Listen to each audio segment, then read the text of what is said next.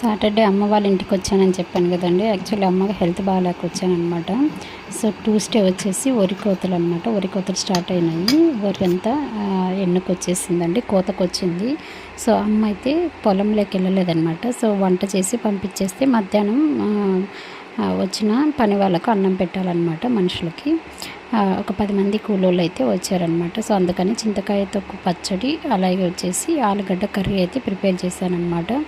ఇవన్నీ వండిచ్చేసి అన్నీ పెట్టేస్తే చేతి దగ్గరికి తీసుకెళ్తారండి. పొలం దగ్గరికి తీసుకెళ్తే పొలంలోనే తినేస్తారనమాట వాళ్ళు.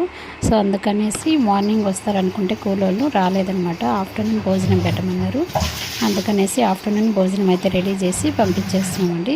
ఇంకా అక్కడికి పంపించేస్తే వాళ్ళే పెట్టుకొని తినేస్తారనమాట. మా మామ ఎత్తుకోపోతారు పొలం దగ్గరికి అన్నము.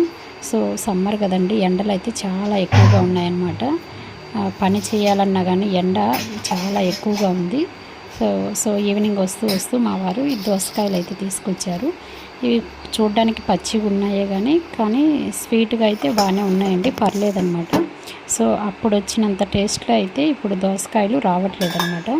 ఇంతకుముందు అయితే మా చిన్నప్పుడు చాలా టేస్టీగా ఉండేటివి. కాయ దోసకాయ తింటుంటే చాలా స్వీట్గా ఉండేది.